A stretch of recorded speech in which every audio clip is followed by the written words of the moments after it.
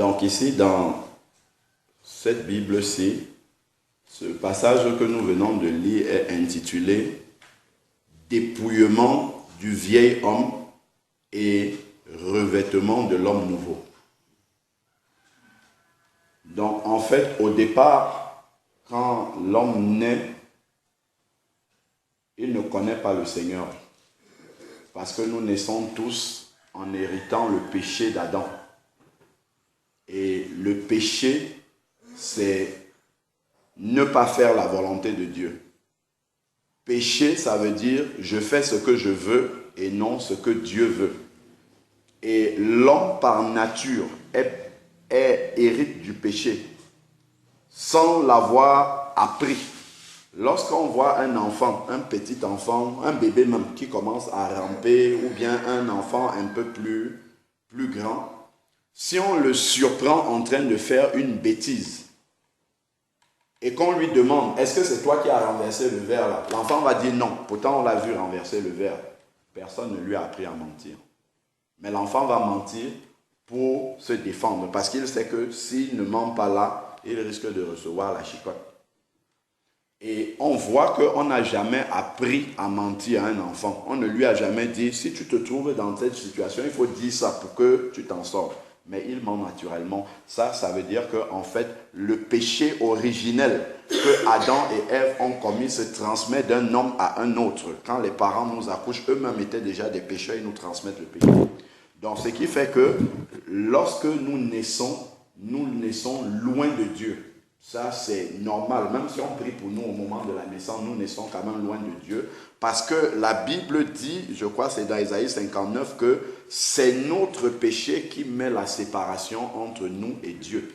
Donc, la question du péché doit d'abord être résolue avant que nous puissions être en communion avec Dieu. Parce que Dieu est saint.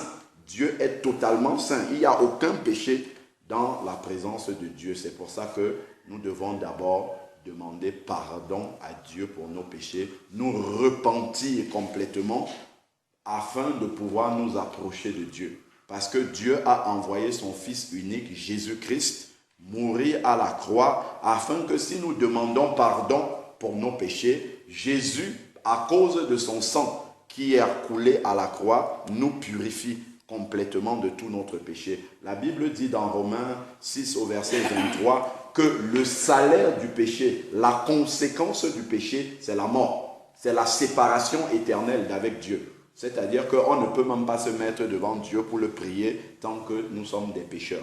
Mais le don gratuit de Dieu, c'est la vie éternelle en Jésus-Christ. Le don gratuit. Donc si quelqu'un aujourd'hui meurt et ne part pas au ciel, il ne pourra pas accuser Dieu parce que c'était gratuit.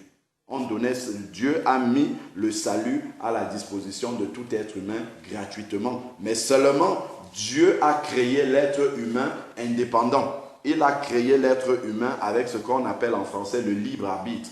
Donc chacun est libre de choisir s'il suit Dieu ou bien s'il suit autre chose. Mais seulement Dieu nous dit, chaque choix que nous prenons a une conséquence. Mon fils, ma fille, je mets devant toi la porte de la vie et la porte de la mort. Mais je te conseille, et je ne te force pas, je te conseille de choisir la porte de la vie. Donc, et le fait d'avoir choisi la porte de la vie, après, on pourra hériter de la vie éternelle. Donc, nous naissons d'abord des pécheurs, nous marchons dans le péché, c'est-à-dire, comme Ésaïe 53 dit, nous étions tous errants, chacun suivant sa propre voie. Donc chacun faisait ce qu'il avait envie de faire. Mais un jour, nous entendons parler de Jésus. On nous dit qu'il y a quelqu'un qui sauve. On nous dit qu'il y a quelqu'un qui veut que nous passions l'éternité avec lui au ciel. Il y a quelqu'un qui nous aime. Il y a quelqu'un qui veut changer notre vie. Il y a quelqu'un qui veut transformer notre vie. Il y a quelqu'un qui veut nous aider, nous amener à pouvoir aimer nos ennemis. Parce que le monde nous enseigne d'aimer ceux qui nous aiment et de haïr ceux qui nous haïssent. Mais Jésus, lui, il nous dit d'aimer nos ennemis, de pardonner à ceux qui nous ont offensés. Mais ça, ce sont des choses qu'on ne peut pas faire humainement. Il faut avoir reçu le Seigneur Jésus dans son cœur.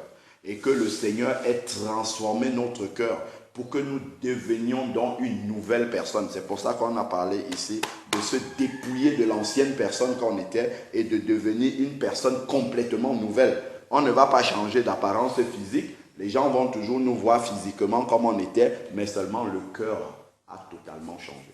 Le cœur, c'est quelqu'un d'autre. On va dire, mais celui-là, c'est lui qui insultait tout le monde ici, là. Mais maintenant, quand il voit quelqu'un insulter, il dit, ne fais plus ça. Ne fais pas ça. Avant, moi-même, je faisais ça parce que mes yeux étaient fermés, étaient aveuglés. Mais aujourd'hui, je ne fais plus ces choses-là parce que je sais que Dieu n'aime pas ça. Voici ce que je déclare dans le Seigneur. Vous ne devez plus marcher comme des païens. Donc, quand on voit quelqu'un qui a reçu le Seigneur Jésus, quelqu'un qui dit qu'il est chrétien, dans sa manière de faire, on doit voir la différence entre lui et quelqu'un qui ne connaît pas Jésus, sans qu'il n'ait besoin de dire « je suis chrétien ». On doit voir cette différence-là. Si on ne voit pas la différence, ça veut dire que le Seigneur n'a pas encore, ou il n'a pas encore laissé le Seigneur totalement transformer son cœur. Si on voit quelqu'un, même s'il va à l'église tous les dimanches, même s'il a toujours une grosse Bible ici, là, et qu'il sait même chanter des cantiques chrétiens, si dans son comportement, dans sa manière d'agir, dans sa manière de parler, si on ne voit pas la différence, ça veut dire qu'il n'est pas converti au Seigneur Jésus. Parce que quand on parle de convertir, c'est un demi-tour complet. C'est-à-dire, on marche dans cette direction-ci. Quand on marche comme ça, le dos est tourné au Seigneur. Donc, on ne fait pas ce que Dieu veut. Mais le jour où on entend la voix du Seigneur, on se retourne complètement et on marche dans l'autre sens. C'est pourquoi, quand quelqu'un a vraiment rencontré le Seigneur Jésus-Christ, son entourage ne peut plus le reconnaître parce qu'il est transformé totalement. Quand on voit, par exemple, dans les évangiles, quelqu'un comme Zachée, qui était un collecteur, qui était un... comment on appelait ces personnes-là, dans les gens qui prenaient des taxes, mais il volait aux gens. Mais le jour où Jésus l'a rencontré, Jésus ne lui a même pas parlé de la parole de Dieu. Il a dit, je rembourse à tous ceux à qui j'ai pris de l'argent 4 fois plus. Parce qu'il avait rencontré le Seigneur Jésus et immédiatement son cœur a changé. Sa vie a changé. Il a été transformé. Donc si on ne voit pas cette transformation-là, si on ne voit pas ce changement-là, ça veut dire qu'on n'a pas vraiment rencontré le Seigneur Jésus-Christ. Et ceux qui sont le plus à même de témoigner de ce changement, c'est ceux qui sont proches, qui nous connaissaient avant. C'est eux qui doivent pouvoir dire, ah, lui on le connaissait avant, il faisait comme ça. Maintenant, il fait autre chose. Parce qu'il s'est dépouillé du vieil homme qu'il avait, c'est-à-dire c'est comme un habit. Le vieil homme, c'est comme un habit, mais non, c'est même pas comme un habit, c'est comme notre peau. Ça colle là. Donc, quand on est de nouveau, l'ancienne peau là, on enlève complètement, on la jette de côté et on prend la nouvelle peau. Voilà pourquoi on peut agir comme le Seigneur veut. Mais tout ne dépend que de nous-mêmes. Le Seigneur veut agir. Quand on se trouve devant une situation, on va entendre une petite voix à l'intérieur qui va dire « fais comme ça ». C'est comme ça qui est mieux de faire. Cependant, si tu veux, tu fais autre chose. Mais le Seigneur dit « le salaire du péché, c'est la mort ». C'est-à-dire la séparation d'avec Dieu. Si on meurt dans un état de péché où on n'a pas demandé pardon à Dieu, purifié complètement de ses péchés, on ne va pas aller au ciel. Malheureusement, souvent, dans les moments comme les obsèques qu'on a vus, on dit paix à son âme, même s'il a passé son temps à faire du mal sur la terre, du mal à tout le monde, on va dire paix à son âme. Non, il n'y aura pas de paix, ça va être le feu. Parce que la Bible dit que si quelqu'un n'est pas repenti de ses péchés, s'il n'a pas demandé pardon à Dieu pour ses péchés, il ne peut pas aller au ciel. Parce que le ciel est saint, le ciel est pur, la présence de Dieu est pure. Si Dieu accepte que les gens qui ont le péché entrent dans le ciel sera souillé. C'est un peu comme si quelqu'un a une maladie contagieuse, comme par exemple la fièvre Ebola. Si vous saluez quelqu'un qui a cette fièvre-là, vous pouvez être contaminé. S'il y a quelqu'un qui arrive comme ça, là, il descend, là, il veut entrer ici, là, même si papa est gentil, n'importe comment, il ne peut pas laisser entrer cette personne-là ici. Pourquoi? Parce que si la personne entre et salue, il y aura pas un seul malade, mais tout le monde ici là sera malade. Voilà pourquoi Dieu ne peut pas laisser un pécheur entrer dans le ciel. Sinon, tout le monde dans le ciel va devenir pécheur. Voilà pourquoi la question du péché doit être réglée sur la terre. Hébreux 9, verset 27. Il est réservé aux hommes de mourir une seule fois, après quoi vient le jugement. Donc, même si on passe tout le temps à prier pour quelqu'un qui est mort, ça ne sert plus à rien du tout. C'est pendant qu'on est vivant qu'il faut régler la question du péché et se convertir au Seigneur Jésus-Christ. La Bible dit que celui qui a le Fils a la vie. Celui qui n'a pas le Fils n'a pas la vie. Quand on a déjà le Fils de Dieu à l'intérieur de nous, même si on est mort, pour Dieu, en fait, on n'est pas mort, on reste vivant. Pourquoi? Parce que l'être humain, comme dit 1 Thessaloniciens 5, verset 23, l'être humain est composé de 3 parties. Il y a le corps, c'est l'enveloppe que nous voyons là, ce n'est pas le vrai nous-mêmes. C'est pour ça que je vous disais que maman n'est pas dans le cercueil là. Le vrai, ce n'est pas le vrai nous-mêmes. Ça, c'est juste une enveloppe que nous voyons. À l'intérieur maintenant, il y a ce qu'on appelle l'âme. L'âme, c'est notre être intérieur conscient, là où il y a nos émotions, nos sentiments, notre volonté, ainsi de suite. Ça, c'est ce qu'on appelle l'âme. Et plus profondément, il y a ce qu'on appelle l'esprit. Donc, il y a le corps charnel là, il y a l'âme et il y a l'esprit. Quand on meurt physiquement, ce corps-ci, il est mort, mais l'esprit sort du corps et monte vers Dieu ou descend en enfer. Et cet esprit-là a un autre corps que Dieu lui donne. Soit c'est un corps céleste qui va monter, soit c'est un corps de mort qui va aller dans le séjour des morts. Et c'est ça le vrai nous-mêmes. C'est le vrai nous-mêmes qui va sortir au moment de la mort physique, qui va aller au ciel ou qui va descendre. Donc, le plus important, effectivement, c'est d'être réconcilié avec Dieu. C'est d'avoir demandé pardon à Dieu pour ses péchés et ensuite que notre vie soit transformée, que notre vie soit changée, que nous produisons ce que la Bible appelle le fruit digne de la repentance. C'est-à-dire que quand on te voit, on sait que tu as changé, que tu es devenu une nouvelle personne. Comme la Bible dit, si quelqu'un est en Christ, 2 Corinthiens 5, verset 17, il est une nouvelle créature. Les choses anciennes sont passées et voici, toutes choses sont devenues nouvelles. Si on voit quelqu'un qui est à l'église tous les dimanches et qui trompe sa femme à la maison, qui trompait il y a 20 ans, qui continue à tromper il y a 10 ans, qui continue à tromper encore aujourd'hui, ça veut dire qu'il n'est jamais né de nouveau. Même s'il est le pasteur, même s'il est l'ancien, même si... Non, c'est que Dieu ne le connaît pas. C'est ça que ça veut dire. C'est au travers de notre changement, de notre comportement, que Dieu lui-même atteste que ça, celui-ci est mon fils. Quand Jésus est sorti des eaux du baptême, on n'a pas écrit son nom dans un registre de baptême. C'est Dieu lui-même qui a dit, celui-ci est mon fils en qui j'ai mis toute mon affection. Et c'est ce sceau-là que nous devons rechercher. Dieu qui voit dans les cœurs, Dieu qui voit les actions que nous commettons et que les hommes ne connaissent pas. C'est ça, justement, que nous devons rechercher, que Dieu dise, celui-ci, même comme les gens ne voient pas ce qu'il fait, lui, il est vraiment mon fils, parce qu'il cherche à me faire plaisir. Il a changé complètement de nature. Romains 2 au verset 28 dit que la louange de cet homme-là ne vient pas des hommes, mais elle vient de Dieu, parce que Dieu reconnaît que celui-là est véritablement son fils au travers du changement qu'il a. Ils ont l'intelligence obscurcie et ils sont étrangers à la vie de Dieu. Effectivement, si on ne connaît pas le Seigneur Jésus-Christ, notre esprit, qui est notre vrai nous-mêmes, est dans la mort. Ce n'est pas parce qu'on marche physiquement là qu'on est vivant. Selon Dieu, quand on ne le connaît pas, on est mort. Et lorsque on rencontre le Seigneur, il va redonner vie à notre esprit. C'est-à-dire qu'on pourra écouter ce qu'il nous dit et mettre en pratique. Mais si on n'est pas réconcilié à Dieu, on fait des choses que Dieu n'aime pas et notre conscience n'est pas interpellée que nous sommes en train de mal faire. C'est lorsque nous rencontrons le Seigneur Jésus et qu'il nous donne son esprit en nous que nous commençons à voir les choses comme Dieu les voit, que nous commençons à discerner les choses qui sont mauvaises de celles qui sont bonnes.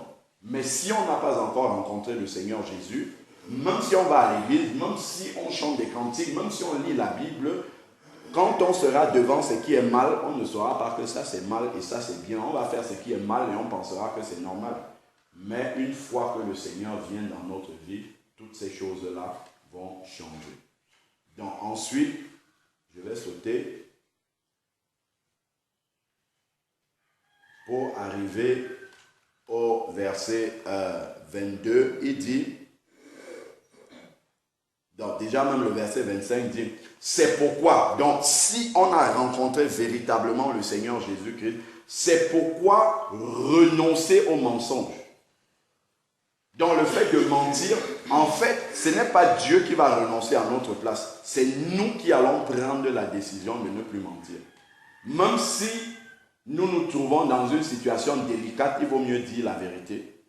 C'est Dieu qui va venir à notre secours. Si cette vérité-là peut nous être préjudiciable, peut entraîner des conséquences dans notre vie, Dieu va venir nous défendre. On n'a pas fait ça parce qu'on a peur des hommes, mais on a fait ça parce qu'on a peur de Dieu. On a peur de mentir parce que Dieu nous voit lorsque nous mentons. Et à cause de ce mensonge-là, on peut ne pas hériter du royaume des cieux et aller ailleurs. Renoncer au mensonge et que chacun de vous parle selon la vérité à son prochain. Parle à son prochain selon la vérité. Donc nous ne devons pas nous mentir. Il faut que quand quelqu'un dit une parole à son frère, à sa soeur, à quelqu'un, que cette parole-là, que ce soit la vérité que nous disons. Parce que s'il sort un mensonge de notre bouche et qu'en traversant la route, là, la voiture me renverse, c'est sûr que je vais en enfer. C'est sûr et certain. Parce que le salaire du péché, pas des péchés, un seul péché amène en enfer. Un seul. Si je n'ai pas eu le temps de demander pardon à cause de ce mensonge-là, je vais en enfer. Et je ne vais pas pour une journée seulement, je vais pour l'éternité. Un voyage sans retour, le pasteur a prêché dessus hier. Alors, donc, avant-hier. Donc, ensuite, maintenant, renoncez au mensonge, que chacun de vous parle selon la vérité, car nous sommes membres les uns les autres. Si vous vous mettez en colère, ça nous arrive de se mettre souvent en colère. Il dit, ne péchez point. Donc, il peut nous arriver d'entrer dans la colère, mais il ne faut pas que nous péchions. Parce que lorsque quelqu'un s'énerve, facilement une insulte peut venir, une injure peut venir, une mauvaise parole peut venir. Et comme je le disais une fois à Bonabéry, lorsqu'on insulte quelqu'un, quand on va dire par exemple, toi tu es un fou, toi tu es un cinglé, toi tu es ainsi de suite. Si aujourd'hui, je dis que la table, ce qui est devant nous là, si je dis qu'elle est mal faite, elle n'est pas belle du tout, qui est-ce que je suis en train d'insulter? Ce n'est pas la table-ci. Parce que la table-ci ne s'est pas fabriquée elle-même. C'est quelqu'un qui a fabriqué cette table-ci. C'est un menuisier, probablement, qui a fabriqué la table. Donc, si je dis que la table-ci est mal faite et n'est pas belle, ça veut dire que j'insulte le menuisier qui a fait la table-ci. Donc, si je dis que quelqu'un n'est pas beau, est fou, est cinglé, je suis en train de dire que Dieu a raté cette personne-là. Donc, c'est Dieu que je suis en train d'insulter. Donc, voilà pourquoi Dieu condamne les insultes qui sortent de notre bouche et même des mauvaises paroles qui sortent de notre bouche vis-à-vis de notre prochain. Parce que notre prochain est une créature de Dieu. Notre prochain est l'image aussi de Dieu sur la terre. Donc, si j'insulte cette créature-là, je suis en train d'insulter Dieu lui-même. Donc, et il dit que le soleil ne se couche sur votre colère. Parce que quand on est en colère dans la journée et qu'on va se coucher avec, en fait, nous avons ouvert une porte au diable. Pendant que nous serons en train de dormir, la Bible dit dans Ecclésiaste que les rêves viennent d'une foule de soucis que nous avons accumulés dans la journée. Souvent, quand vous pensez beaucoup à quelque chose dans la journée, la nuit, vous rêvez des choses qui concernent ce que vous pensiez dans la journée. C'est comme ça que ça marche. Donc, si on était en colère, comme nous avons ouvert une porte dans la nuit, le diable va venir nous donner des rêves qui vont nous amener à être plus en colère. Et quand on va se réveiller, on va commencer à commettre des actes qui correspondent à notre état de colère dans le cœur. Et ces actes-là ne vont pas glorifier Dieu. C'est pour ça qu'il faut sortir de la colère le plus rapidement qu'on peut. Souvent, quelqu'un peut vous parler, il vous dit des paroles qui vous font mal. Au lieu de répondre et d'entrer dans la colère, il vaut mieux se taire ou bien partir et laisser la personne. C'est mieux de faire comme ça que d'essayer de répondre. Parce que quand on répond, après on ne peut plus se contrôler. On entre dans la colère et puis là, c'est la porte ouverte au diable. On peut même se retrouver à porter la main sur quelqu'un alors que ce n'est pas quelque chose que en temps normal on peut faire. Mais la colère ouvre justement la porte à ce que nous rentrons dans un état presque animal même. Donc, on va réagir comme les animaux réagissent par instinct. On va faire les choses par instinct parce que nous sommes en colère. Mais si on digère cette colère-là, si on se met à l'abri en se taisant ou en partant de là où, de l'endroit où on a eu où on s'est mis en colère, ça va déjà nous calmer et nous permettre de digérer tout cela. Ensuite, maintenant, voilà, il dit, et ne donnez pas accès au diable. Parce que quand on est en colère, le diable a accès et nous fait agir comme lui veut. Alors, donc, que celui qui dérobait ne dérobe plus. Donc, on ne peut pas devenir un chrétien et on volait avant, on continue à voler. Ça, ce n'est pas possible du tout. Ça veut dire qu'on n'a jamais rencontré le Seigneur. Mais plutôt qu'il travaille de ses mains en faisant ce qui est bien et pour avoir à donner à celui qui est dans le besoin. Donc, voici une des raisons pour laquelle le chrétien travaille. Il ne travaille pas seulement pour nourrir son propre ventre, parce que celui qui ne connaît pas Dieu, lui, travaille pour ça, pour accumuler des biens pour lui. Mais celui qui est chrétien travaille non seulement pour satisfaire ses besoins, mais pour en avoir, pour que si son prochain en a besoin, qu'il puisse sortir pour lui donner. Ça doit être un but aussi chez le chrétien. Alors, qu'il ne sorte de sa bouche aucune mauvaise parole. Voilà ce que nous venions de dire. Mais s'il y a lieu quelques bonnes paroles, ça doit toujours être des paroles de bénédiction, des paroles d'encouragement, des paroles d'exhortation, des paroles d'avertissement, mais en respectant toujours la personne qui est en face de nous, sachant que nous sommes devant une créature de Dieu. Comme le dit 1 Jean 4, verset 20, si tu n'aimes pas ton prochain que tu vois devant toi, comment peux-tu aimer Dieu que tu ne vois pas? Donc, nous ne pouvons aimer Dieu qu'au travers de notre prochain, parce que nous ne voyons pas Dieu. Donc, aimer en aimant notre prochain, en faisant à notre prochain ce qui est bien, en réalité, c'est à Dieu que nous sommes en train de le faire. C'est pour ça que nous devons vraiment considérer notre prochain. Parfois, certaines personnes qui ne connaissent même pas Dieu agissent mieux que ceux qui sont censés être chrétiens. N'attristez pas, alors il dit, n'attristez pas le Saint-Esprit de Dieu par lequel vous avez été scellés pour le jour de la rédemption. Donc, lorsqu'on se convertit, Dieu nous donne son Saint-Esprit pour marcher comme il veut, pour faire sa volonté. Mais nous devons garder ce Saint-Esprit-là jusqu'à ce que nous arrivions au terme de la marche sur la terre. Parce que lorsque nous agissons mal, même si nous connaissons le Seigneur, le Saint-Esprit à l'intérieur de nous va s'attrister, et s'il reste dans cet état-là, il va finir par partir. Et s'il part, même si nous connaissions Dieu et que nous mourons dans cet état-là, on ne va pas aller au ciel. Parce qu'il faut mourir toujours en Christ. Il faut mourir toujours avec le Saint-Esprit. Et nous savons que c'est la dernière condition que Dieu considère. Il ne regarde pas toute la vie, il regarde l'état, dans le dernier état dans lequel nous allons le rencontrer, c'est ça qu'il va retenir. Donc c'est très important de pouvoir toujours s'examiner en fin de journée. Seigneur, je te demande pardon si j'ai fait pendant cette journée des choses qui ne t'ont pas plu. Seigneur, pardonne-moi et aide-moi à marcher comme tu veux. Ça, c'est très important. Que toute amertume, toute animosité, toute colère, toute clameur, toute calomnie, parler mal des personnes, ainsi de suite, que tout cela et toute espèce de méchanceté disparaisse du milieu de nous, dans tout ce que nous faisons et que nous savons que cela ne peut pas glorifier Dieu. Par exemple, le Seigneur dit le deuxième commandement qui est similaire au premier. Le premier commandement et le plus grand, c'est « Tu aimeras le Seigneur ton Dieu de tout ton cœur, de toute ton âme, de toute ta pensée, de toutes tes forces. » Et le deuxième qui est semblable au premier, c'est « Tu aimeras ton prochain comme toi-même. » Aimer son prochain comme soi-même, la définition est donnée dans la Bible. C'est fais à ton prochain tout ce que tu aimerais que les hommes fassent pour toi. C'est ça. La manière dont tu agis avec ton prochain, il faut que ça soit exactement comme ça. Si ton prochain est malade, ce que tu vas faire à ton prochain, si tu vas lui rendre visite, si tu vas t'occuper de lui, si tu vas lui donner l'argent, ainsi de suite, il faut que ça corresponde à ce que toi tu aimerais que si tu étais à sa place couché aussi sur une maladie, on te le fasse.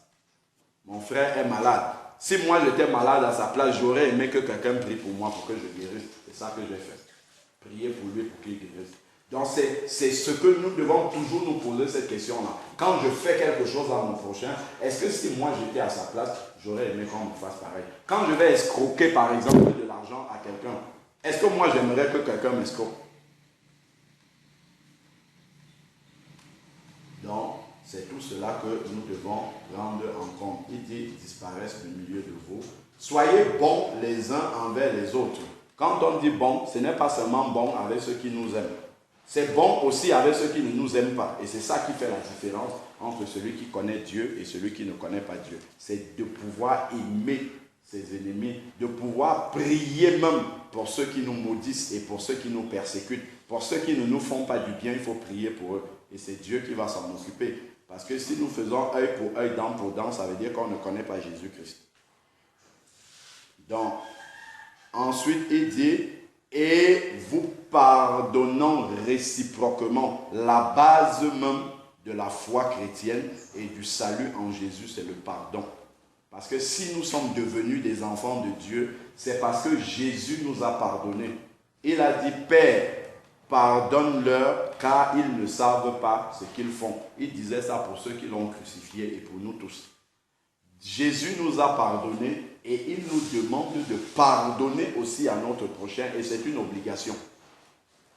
Si on ne pardonne pas à notre prochain, Dieu ne nous pardonne pas non plus. Nous pouvons lui demander pardon pour nos péchés, mais il ne va pas pardonner.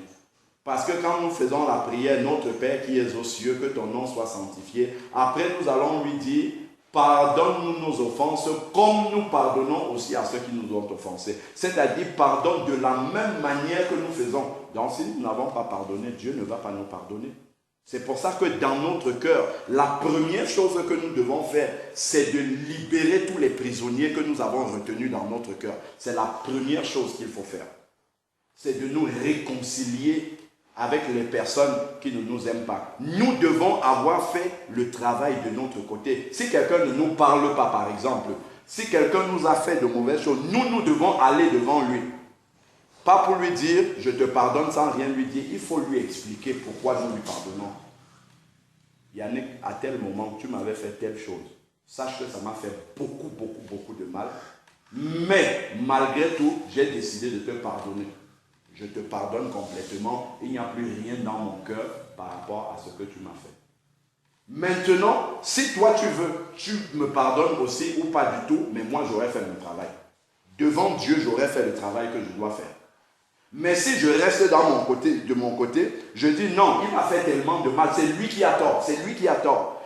Dieu ne prend pas ça en compte. Il ne vient pas pour dire c'est celui-ci qui a tort, c'est celui-ci qui a raison.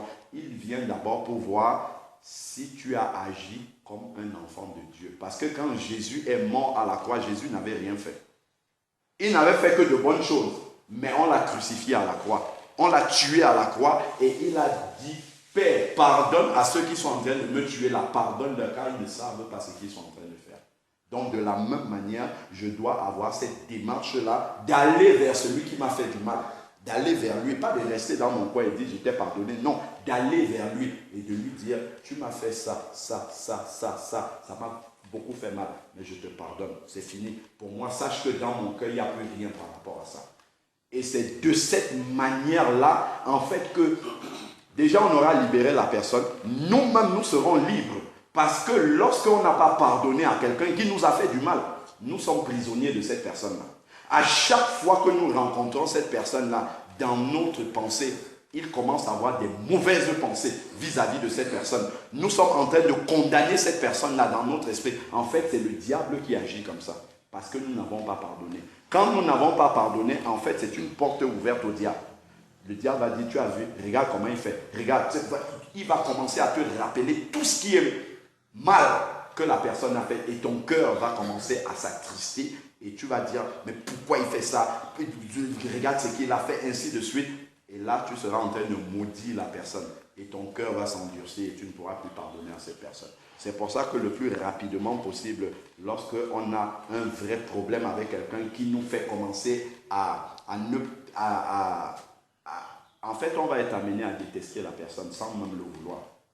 Il faut régler ça rapidement. Et lui dire, c'est bon, je t'ai pardonné. Et de la même manière aussi, si c'est nous qui avons offensé quelqu'un le plus rapidement possible, il faut aller dire à la personne vraiment, je t'ai fait ça, ça, ça, ça. Excuse-moi, vraiment, pardonne-moi parce que ce que j'ai fait, je reconnais que ce n'est pas bien, mais j'y ai déjà fait, je ne peux plus revenir dans le passé, je te demande seulement pardon. Ça, c'est la démarche que nous devons avoir. C'est la première chose à faire avant de devenir un enfant de Dieu. Lorsque quelqu'un retourne au Seigneur, en tout cas part de cette terre, comme on est dans ce cas-là, la toute première chose que Dieu va examiner, c'est d'abord, est-ce qu'il a pardonné à tout le monde? Parce que la base du salut, c'est le pardon. Si on n'a pas pardonné, s'il y a une seule personne à qui on n'a pas pardonné, on peut pas aller au ciel. Une seule. Pas plusieurs, une seule personne. S'il y a une personne à qui on n'a pas pardonné, on ne peut pas aller au ciel. Parce que si Dieu nous a mis au ciel, c'est parce qu'il nous a pardonné nous-mêmes. Et il nous oblige. Ce n'est pas une... comment dire, on n'a pas le choix là-dessus, on est obligé de pardonner à tout le monde, obligé. C'est vraiment la chose sur laquelle Dieu ne peut pas transiger. On est obligé de pardonner à tout le monde. Que nous ayons raison ou que nous ayons tort, nous devons pardonner à tout le monde. Donc ça, c'est vraiment la chose la plus importante. Et pourquoi il y a une parabole dans Matthieu 18, je vais parler là, sinon on va être trop long, déjà on l'est, où il y a un serviteur qui avait une grande dette de beaucoup d'argent. C'est l'équivalent de peut-être 5 millions de francs qu'il devait à son maître. Quand son maître est revenu, son maître lui dit, donne-moi mon argent. Il commence à pleurer, il dit, je n'en ai pas, je n'ai rien. Je vais travailler pour rembourser et tout. Pardon, remets-moi ma dette. Le maître dit, bon, d'accord, ok, j'ai pitié de toi, c'est bon. Je te remets la dette de 5 millions de francs. C'est bon, tu peux partir, tu ne me dois plus rien. On a effacé la dette dans le cahier. Celui à qui on a effacé la dette, il sort là, il rencontre quelqu'un qui lui doit 1000 francs. Il dit, rends-moi mon argent. Rends-moi mon argent. La personne dit, pardonne. Il dit non. Il a commencé à battre la personne. Et il y a des gens qui passaient, qui ont vu. Mais ce n'est pas celui-ci à qui on vient de remettre la dette de 5 millions. Lui, quelqu'un lui doit 1000 francs seulement. Il n'est pas capable d'oublier cette dette-là. Et il le tape comme ça. Ces gens-là sont allés dire à son maître que celui à qui tu viens de remettre la dette de 5 millions, il est en train de taper quelqu'un pour 1000 francs seulement. Le maître a dit d'aller le ramener. On est allé le prendre, on l'a ramené au maître et il a été puni et il a travaillé jusqu'à ce qu'il rembourse les 5 millions. En fait, cette parabole-là que le Seigneur nous raconte dans la Bible, c'est pour nous dire que quand quelqu'un nous a fait quelque chose, quel que soit ce que la personne nous a fait sur la terre, c'est l'équivalent de 1000 francs de dette. Mais ce que nous devons au Seigneur par rapport à tous les péchés que nous faisons tous les jours, c'est l'équivalent de 5 millions. Dieu, lui, nous a remis notre dette de 5 millions. Mais nous ne sommes pas capables de remettre une dette de 1000 francs à notre prochain. C'est pour ça que si on ne pardonne pas, on ne peut pas aller au ciel. Donc il faut vraiment que par rapport au pardon, déjà, que ça soit quelque chose qui soit réglé totalement dans notre cœur. Il ne faudrait pas qu'il y ait un seul être humain sur la terre dans la présence de qui on ne peut pas rester comme ça. Il faut qu'on s'asseye devant tout être humain sur la terre. S'il y a quelqu'un qui doit avoir honte, que ce soit lui, pas nous, que ce soit lui qui ait honte, parce que sa conscience le juge. Parce que nous, on a eu la bonne démarche. Et c'est ça, effectivement. Parce que même si c'est vous qui avez raison, et que vous allez demander pardon à celui qui a tort, une fois que vous avez fait ça, vous vous êtes déchargé. Dieu va commencer à parler maintenant à lui. Et c'est lui qui aura honte lorsqu'il va vous voir. Ça, c'est très important. C'est ça qui fait la différence entre celui qui connaît Dieu et celui qui ne connaît pas Dieu. Si nous agissons de la même manière, ah lui, non, il m'avait fait ça, non, non, lui, je l'ai classé, non, lui, ce n'est même plus la peine, non. Si nous faisons ça, ça veut dire que nous sommes des païens. C'est la force du Seigneur en nous qui nous donne la capacité de pouvoir pardonner jusqu'à ce point-là. De pouvoir être avec quelqu'un même qui a essayé de nous tuer, puisque ça existe. On peut être avec la personne. On sait que toi, tu as essayé de faire ça, mais je te remets entre les mains du Seigneur. Sache que je ne t'en veux pas pour ça. Et ça, c'est vraiment la puissance qu'un enfant de Dieu a et qui fait toute la différence avec celui qui ne connaît pas Dieu. Amen. Seigneur Père, nous voulons encore te rendre grâce pour ces quelques paroles que tu nous as permis de partager ce matin. Seigneur, nous te bénissons parce que tu nous donnes la nourriture spirituelle au temps convenable. Seigneur, tu sais pourquoi tu as permis que ce texte-ci, avec toutes ces paroles, puisse être donné ce matin. Papa, nous savons que ta parole n'est pas en vain, car tu dis que ta parole ne sort pas et ne retourne à toi sans avoir accompli ta volonté, Seigneur Père. Si tu nous as donné ces paroles-là ce matin, c'est parce que tu sais que nos cœurs en ont besoin, Seigneur Père. Nous avons besoin d'être délivrés du manque de pardon. Nous avons besoin, Seigneur, d'être réellement transformés afin qu'il y ait une différence entre nous qui te connaissons et ceux qui ne te connaissent pas. Papa, viens encore au secours de notre faiblesse pour nous aider, Seigneur Dieu, à être véritablement transformés, à être véritablement des nouvelles créatures, à être véritablement des ambassadeurs, Seigneur Père, qui portons en haut le flambeau de l'Évangile. Père, non pas seulement par nos paroles, mais également par notre comportement, par notre vie transformée, Seigneur Père éternel, et que vraiment notre lumière puisse luire au milieu de cette génération perverse. Car tu as dit, vous êtes la lumière du monde, vous êtes le sel de la terre. Père, que nous puissions véritablement remplir ce rôle-là. Nous voulons te remettre cette journée entre tes mains. Seigneur Père, conduis-nous dans tout ce que nous allons faire. Sois au contrôle, Seigneur Père, de notre vie et protège-nous. Notamment, garde le chemin, Seigneur Père, de ceux qui vont prendre des cars de transport pour se déplacer ou se déplacer en voiture personnelle. Pour tous ceux et celles qui vont voyager, Seigneur Père, puisse être avec eux. Conduis toi-même, Seigneur Père, les différents véhicules jusqu'à destination, Seigneur Père éternel. Nous voulons te prier pour tous ceux qui sont malades, que ce soit au milieu de nous, que ce soit au loin. Père, étends ta main pour apporter maintenant dans les corps ta guérison, Seigneur Père, parce que tu es paru pour également éloigner les œuvres des ténèbres. Et nous savons que la maladie est une œuvre des ténèbres, Seigneur Père. Viens maintenant, étends ta main et guéris tous ceux et celles qui sont malades. Seigneur Père, prête assistance à ceux qui ont besoin. Seigneur Dieu, sois le soutien, le réconfort de ceux qui sont dans la tristesse, Seigneur Père éternel. Oh, béni sois-tu encore, Seigneur Père, pour la grâce que tu nous accordes de pouvoir te connaître, de pouvoir nous approcher de toi pour recevoir encore de toi les instructions afin que nous puissions vivre d'une manière qui te soit agréable. Béni soit ton saint nom encore, au nom de Jésus-Christ. Amen.